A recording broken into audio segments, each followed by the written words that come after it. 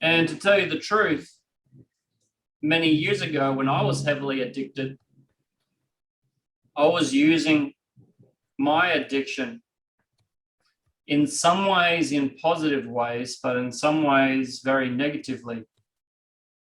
And for a few years, I thought it was just like a habit. I thought, like Michael said, I thought I just had an unrelenting desire. So I spent a lot of my life pursuing my desire. Did a bit of damage along the way. And no one kind of stopped me, and no one kind of said to me, Adrian, that's an addiction. I was just like, no, it's a way of life. Now, I had an underlying need that I wasn't fulfilling. I had an underlying need, and I met it in very unresourceful ways. Hi there, Adrian here, and this is a video from a Zoom session that we do. We do these Zoom sessions every Sunday, and we take questions and answers from the audience, some of our students, some of our members. We never know what questions are coming up, so I'm always excited to do these sessions, and I hope to see you at one of them. Make sure you hit the subscribe button below and check out the other playlists that we have. Thank you, enjoy.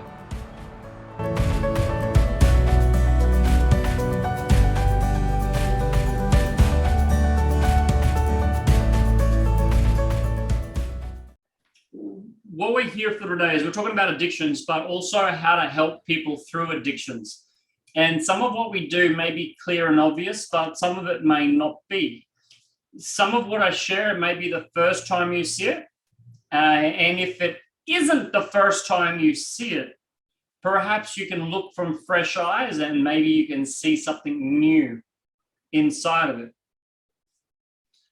And I'm going to drop something in the chat room straight away, but you don't need to download this if it's too challenging. It's really, really simple. God, my kids stole all my paper. There we go.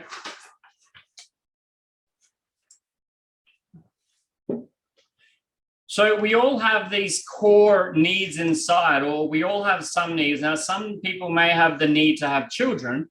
Some people may not. So the need to have a child could be kind of universal, but maybe not. So some needs are more universal. And when it comes to universal needs, we all have some needs in common. Abraham Maslow mentioned the, Maslow's hierarchy of human needs. But Abraham went a bit crazy trying to figure that out because there's logical levels on it and the logical levels aren't standard. So Abraham Maslow's hierarchy of human needs isn't a hierarchy which is fixed like we may be taught. However, it's a very useful hierarchy. Does everyone know the hierarchy I'm talking about? Maslow's hierarchy of human needs, yep. So when Maslow was doing that, he actually got involved in spiral dynamics, and spiral dynamics threw a lot of Maslow's needs out the window. It kind of proved that the model wasn't sufficient. However, it was practical. So if you know the Abraham's Maslow, it's a great model, but who has seen the core human needs, or it's often called the Tony Robbins model? Okay, so some people I know in the room are coaches. So if you are a coach, one of the best ways to do this first exercise is just to get a piece of paper. If you don't have a piece of paper because you got kids, that's okay. I've sent you one, and it's really simple. We want to keep things simple when we're working with people. And this is before we start working with someone, we got to understand our core needs. And if you see the definitions we came up with, Bernadette mentioned way to meet needs. So what are the needs? And a quick way to see what are the needs can allow us to see what the underlying needs are. That's okay, Dad.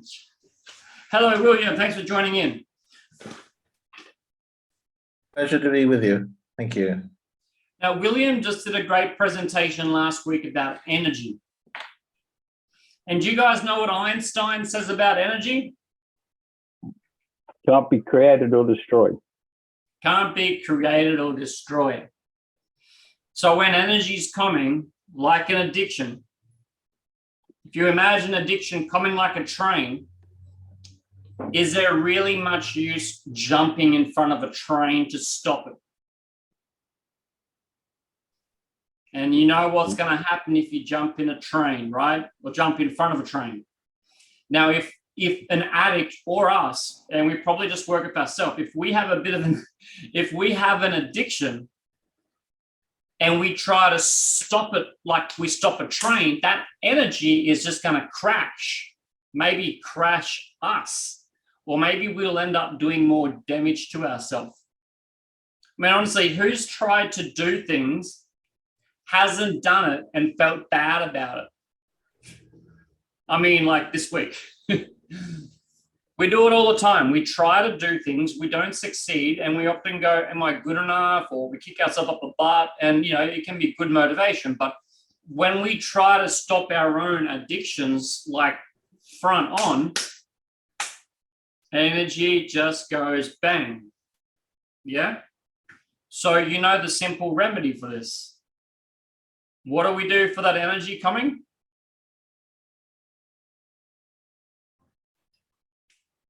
Yeah? Bit of jiu-jitsu, bit of Bruce Lee.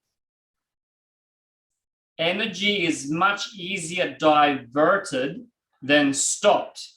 Plus, if you want to think of it, if there's a pile of energy already going, the diversion can actually break through new limits, past limits, old beliefs, and we can actually use the energy of addiction to go to somewhere very new and different, not just stop the addiction. When we use the energy, like judo, when we use the energy, yeah. Now, there's one concept I'd like you to get from NLP or hypnosis, and that's utilization. Utilization. Utilizing whatever comes up. Yeah. So Tad now, he's listening, but he's got his little boy. So he's like, I'll use it. I'll listen to everyone, and I can have my boy at the same time. We'll just use it. And what am I doing? I'm using it. Yeah. So we want to use the energy rather than stopping it. So whether it's yourself or someone else, number one thing with addiction is don't jump in front of the train. Utilize it. Now, if we use it and utilize it and beat ourselves up and just keep beating ourselves up or beating the other person up, well, damn. And to tell you the truth, many years ago when I was heavily addicted, I was using my addiction in some ways in positive ways, but in some ways very negatively. And for a few years, I thought it was just like a habit. I thought, like Michael said, I thought I just had an unrelenting desire. So I spent a lot of my life pursuing my desire. Did a bit of damage along the way. And no one kind of stopped me, and no one kind of said to me, Adrian, that's an addiction. I was just like, no, it's a way of life. Now, I had an underlying need that I wasn't fulfilling. I had an underlying need, and I met it in very unresourceful ways. Now, when we're going to have this piece of paper, what we're going to do Really simple. Couple of lines through it.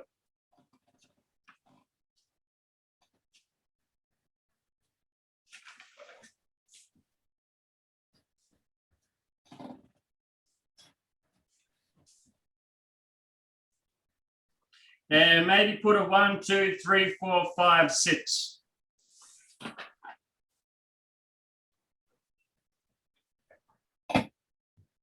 One, two, three, four, five, 6.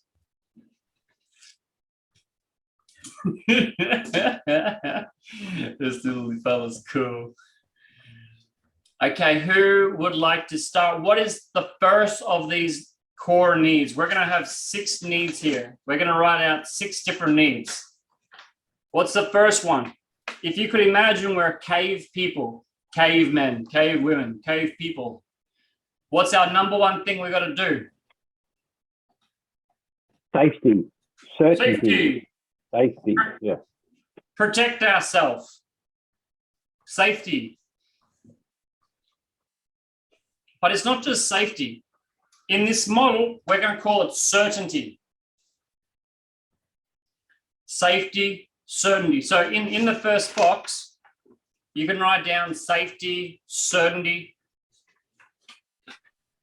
Safety, certainty. Certainty because we want to have predictability. Yeah.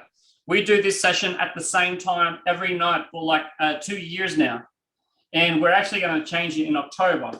And our primary thing was that people have got certainty knowing that we're going to be here every Sunday at this time. Certainty.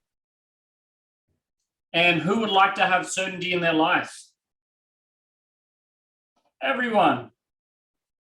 Everyone. To a degree. Like when William plugs in his earphones, he wants them to work. Yeah. When you go to a plane, you want certainty about the plane. You might want certainty about yourself. Some people want certainty so much, they spend a lot of money on insurance. Some people will be like, are you crazy? Of course you get insurance.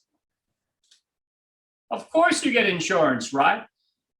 Some people use a lot of insurance. Could I see here? Who in the room has more than one insurance policy?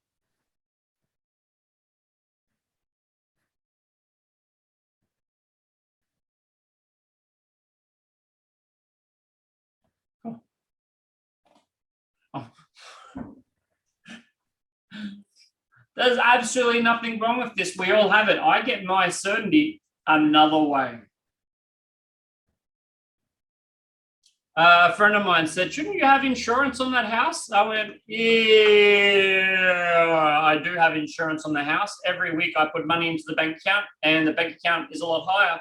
So if I need to, I've got that certainty in knowing I got that covered, okay? Now, after certainty, you get a plane. Where do you go? Do you go to the same place or do you go somewhere different? Cavemen, we have our town. We have the certainty of our cave. We have the certainty of our friends, yet we want different. So the opposite of certainty, uncertainty. Uncertainty or adventure, difference. Okay, so number 2, uncertainty or difference.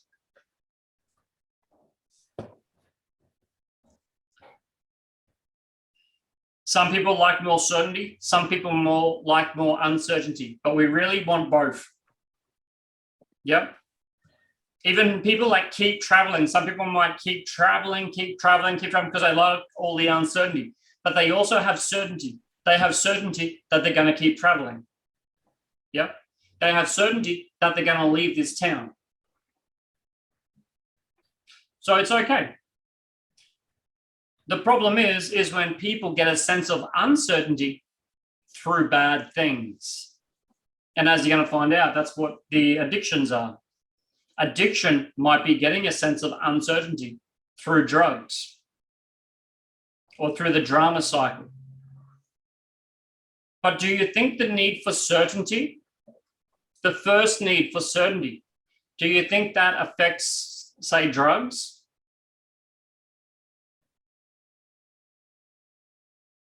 Yep. Yeah, Bernadette? Is it not a matter of security as well? Because we have like an extent of uncertainty that we all can cope with, but it's when the uncertainty brings insecurity that it's becoming a bit more intense, that we get sort of then into the spiral of addiction to the bad things. 100%. So what we got to do with the box is, in your box, say box 1 or box 2, draw a line in the middle of it.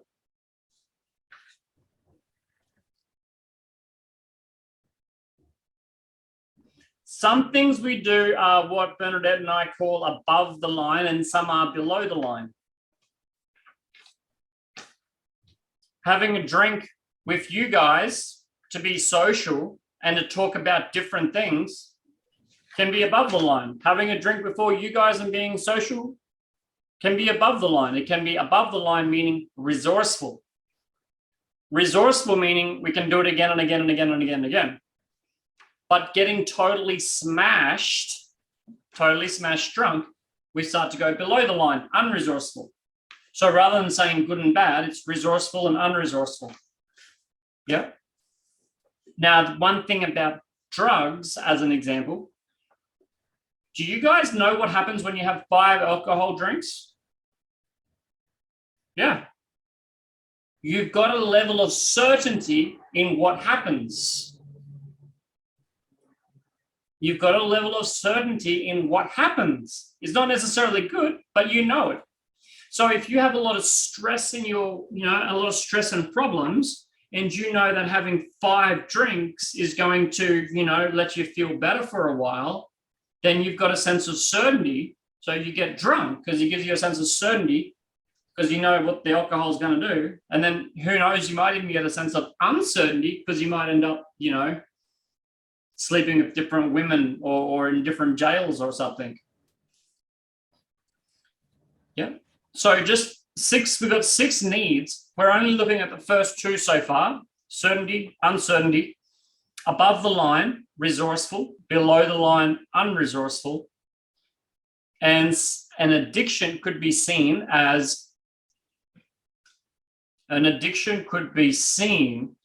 as behavior that's unresourceful, or behavior that's below the line to satisfy the need.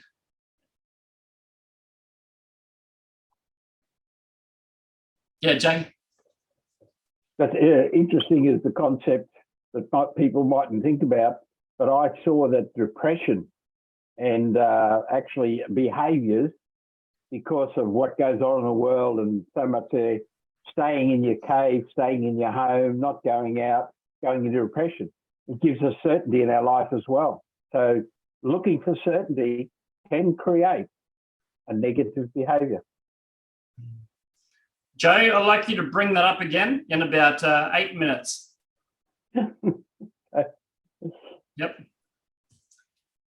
If we continue, need number 3. So box number 3, and Bernadette's already written it in: connection. Connection. Some people might say love. And you could even say love. Mr. Tony Robbins will say love, but if you can't have love, connection. So number 3, love or connection. And ideally we have love, but if you don't have love, we have connection.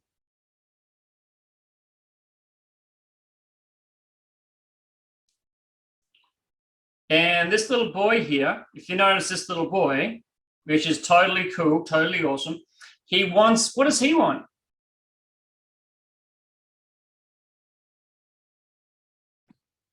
He wants attention all the time. Now he that can be, he might want love. He might want attention. And do you think wanting love and wanting attention could be the same thing, or would you say they're a bit different? Different. Now, box number 4, box 4, significance. Significance. That little boy could want some love, could want some significance. Might want to know, am I important? Yeah, kids are so cool. So kids just do what they do, a lot of unconscious behavior. He's like, I want to be significant. I'm going to jump on camera. Yeah, that's totally fine. The problem is when he gains his significance by being an alcoholic. Because, you know, some adults drink too much and they get a sense of certainty from drinking. And they may get uncertainty. They don't know where they end up. Maybe not, yeah. But they also may create significance because they go out in town and start a fight.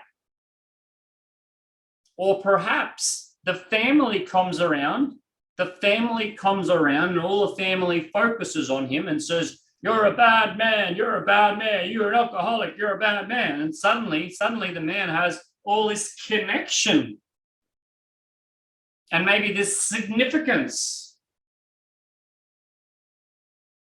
So it's totally unresourceful, but look, I'm getting the significance. I'm getting the connection. Now, Darko also mentioned a wonderful thing at the very, very start. Darko mentioned unconscious behavior. So that alcoholic can unconsciously be doing alcohol to get that significance, to get that connection.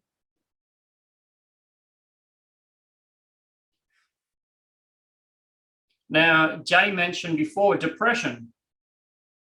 So Jay, if you can just think again about depression and how that could loop in with the 4 different needs now. Well, the need to feel in control of one's life, and I believe that can be significant, and it can be certainty. I can see the correlation of them both, and if you can create a behaviour that every morning it's the same, then you can feel that there's certainty, and then if you actually take action or do something, and you have a creation of your own world without others, you can actually create significance within your own life. Not that it's real, but it is to the individual. Mm-hmm.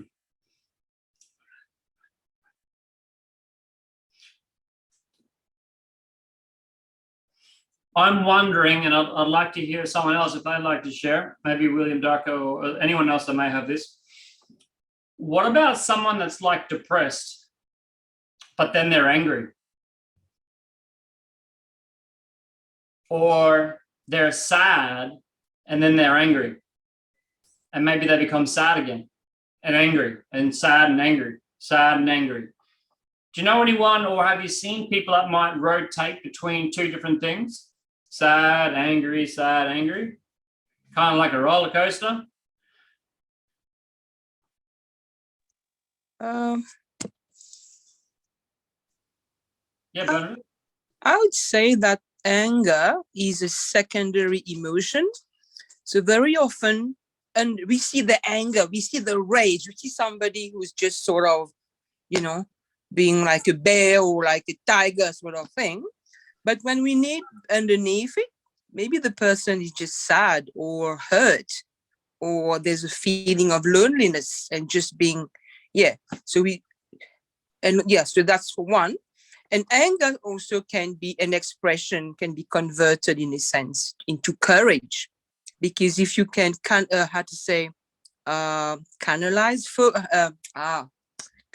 it, if you see what I mean, then you can transform this anger, anger can be like rage, which can be destructive.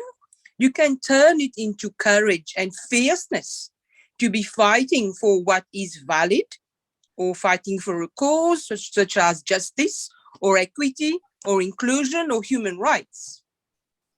And these kind of wonderful things we want to cover in about maybe 25 minutes, maybe 30 minutes. The first thing will be to get the awareness, like stopping the train. When people get awareness of it, they can come up with their own solutions, or we can help people come up with their solutions.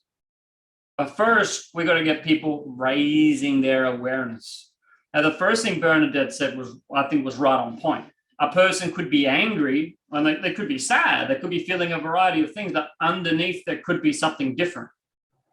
And a common example is, hey, men, were you ever told as a kid it's cool to cry? Really, some people were told it's okay to cry. I was told not to cry. I was told to be tough, especially at funerals. There was a funeral and my dad said, hey, can you be tough for your mum? Okay, Dad. I was tough, all right. I found out if I roll my eyes up, I wouldn't cry. If you ever want to stop crying, just look up. Stops the tears. Only thing is that it's stupid. So as a young boy, instead of crying, I might get angry, sometimes even violent. So the anger was what people saw, but underneath it was sad. So I might get angry, and then my family comes, gives me attention, hopefully. Maybe some family, friends, or loved ones would come and they would condole me, and suddenly I would feel a connection and I would feel sad. And maybe I would feel really sad. And maybe I would almost cry. But fucking men don't cry. We get angry. So we'll get angry again.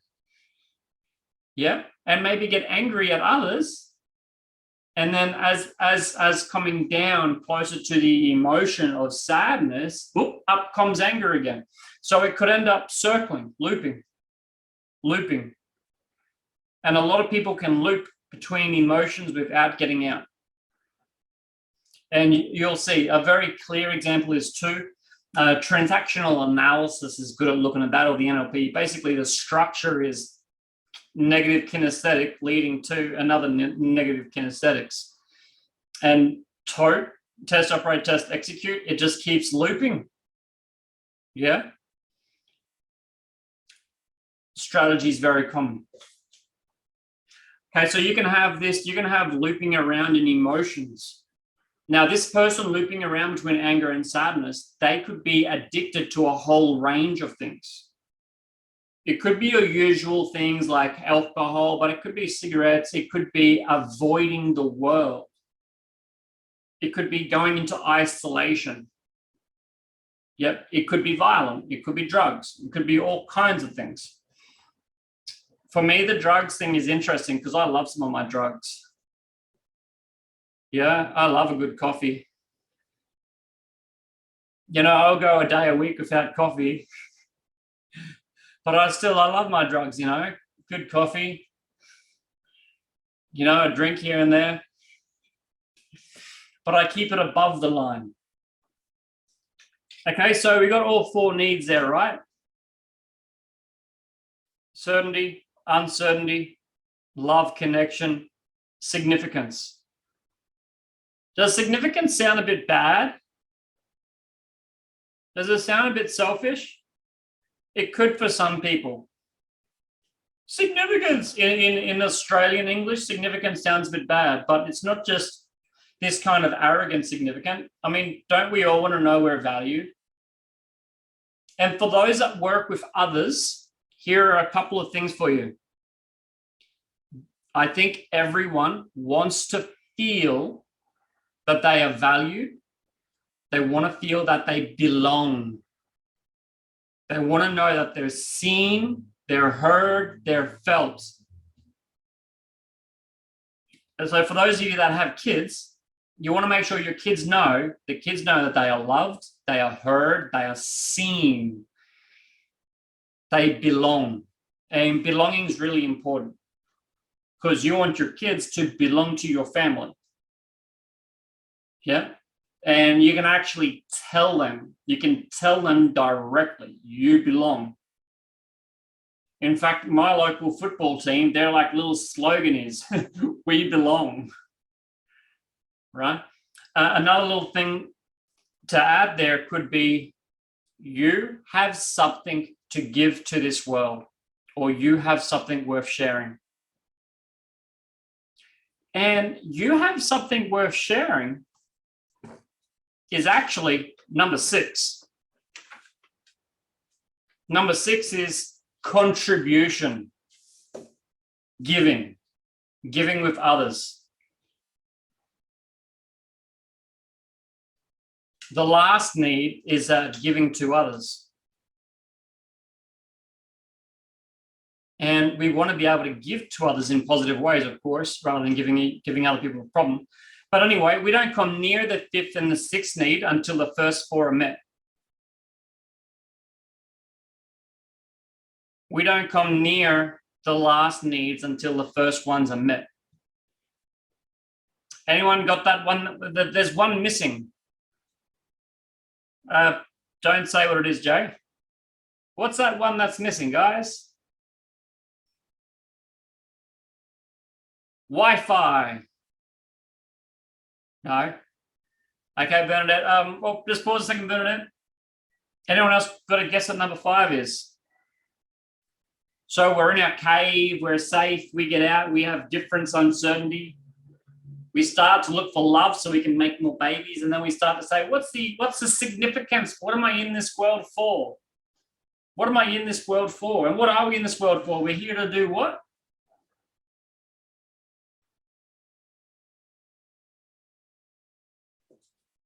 Danny?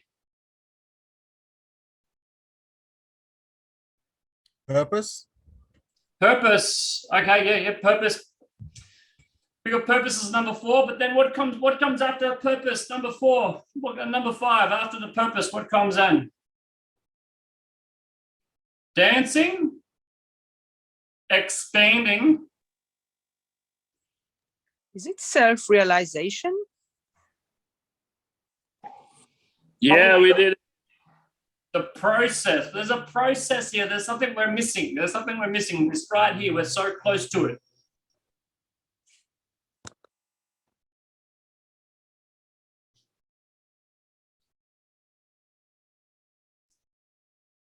What's that young boy there? What's he doing? He's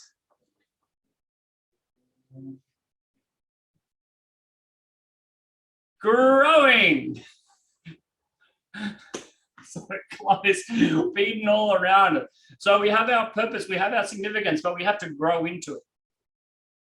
Okay, so we need to grow, growth. So there are 6 core human needs there, the 6 main needs, and all the addictions will have multiple roots. Addictions will have multiple roots. So the addictions won't just fill one of them. The addictions will fill maybe 3 or 4, maybe more of them.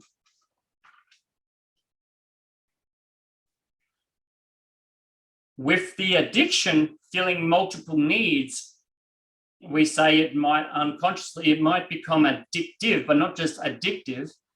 I think it was Mike that said it'll become more of an unrelenting desire, or as Denny pointed out, a habit.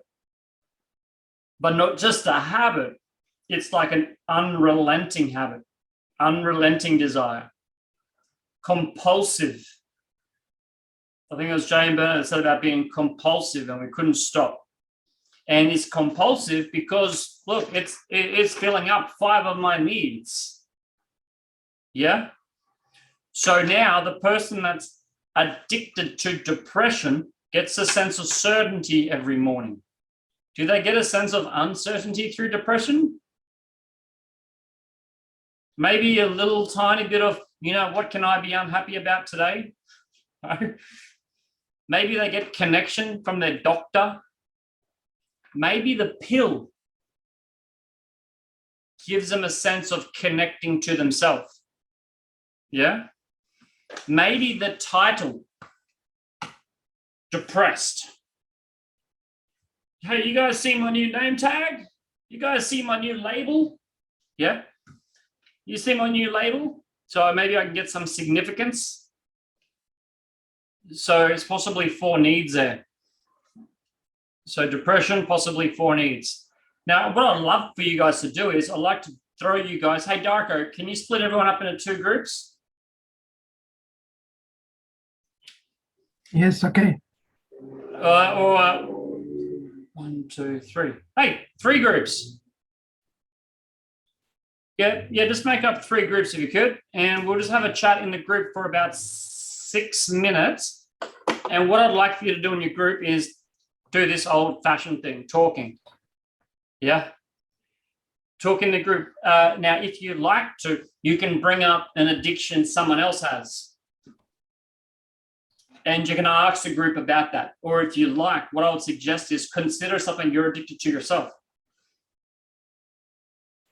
If you are addicted to something. If you have an addiction to something and you think it's holding you back or it's having a net negative effect, yep, you can share it in your group. And if you don't want to share it in your group, you can say X. But if you actually share what it is in the group, the idea is to think in your group now is just to share what addiction your friend has, and maybe the group can identify if and what needs are being met through the addiction. Is that cool? Yeah.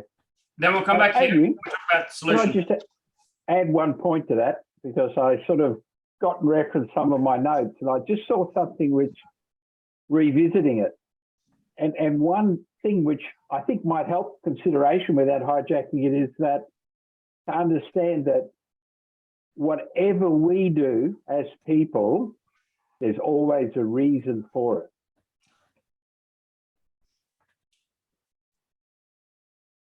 So it might add something to the conversation. I was just thinking. We have a presupposition or a belief in NLP, and that is things happen for a reason, in brief. People do things for reasons. The reasons aren't always obvious, but we always do things for a reason. We go to sleep for a reason. We go to sleep early for a reason. We go to sleep late for a reason. We also have a belief that there is a positive intention. And this is incredibly useful for addictions. Addictions have a positive intention. So the alcoholic going for alcohol has a positive intention. The alcohol brings my family closer. The alcohol is predictable. I know what it's going to do. The depression has a positive intention. I get to wear a label, and that gives me significance. I get to have a pill and connect with myself. It gives me significance. It may have a net negative effect, but it serves probably a short-term positive intention. And if you think about most of the addictions, drama, a drug, a coffee, do you ever have a coffee so that you're going to feel better in 3 hours? Do you ever have a beer or a drink or a smoke so you're going to feel better in 3 hours? We do it so we feel better when? Now. No. So short-term positive intention. In the short term, they have a really clear positive intention. Sorry, not really clear. In the short term, they have really clear positive intentions. So what we want to do is we want to find the positive intentions in this, if they fit into this box. Yeah. So let's say Bernadette is addicted to wearing yellow jumpers.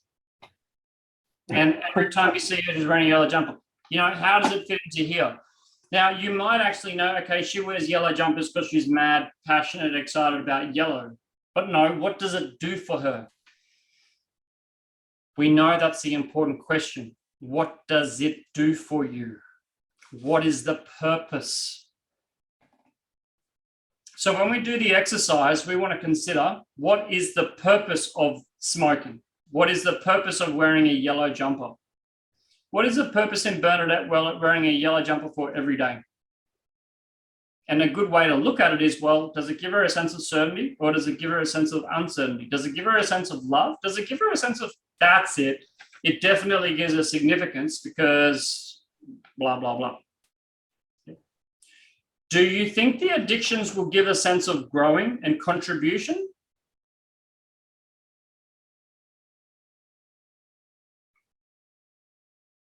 They could, I guess. Could they? I think they could give belonging into the group, belonging in group. If everyone is drinking, so I will drink too. So maybe the addictions could give growth or a contribution. Not so likely, not so common. It's normally the first 4. The addictions are typically hitting the first 4. And if it's hitting multiple, like 3 or more, addiction. So obviously what we want to do is we want to find the purpose. Now, once we find the purpose, so Bernadette is wearing yellow jumpers for love, maybe we've got to find a new way to get love. But firstly, really raising the awareness of what is the addiction doing. So we're going to jump into groups of 3. And in the group, you consider an addiction you have, consider others, talk in the group, 6 minutes, and we're going to talk about what's the higher purpose of the addiction. Boom! You made it here! Good on you. Make sure you click the subscribe button below and check out the playlist at the end. If you'd like to come along to our Sunday sessions where we host a live, free Q&A for our students and members, you're welcome. I'll see you there.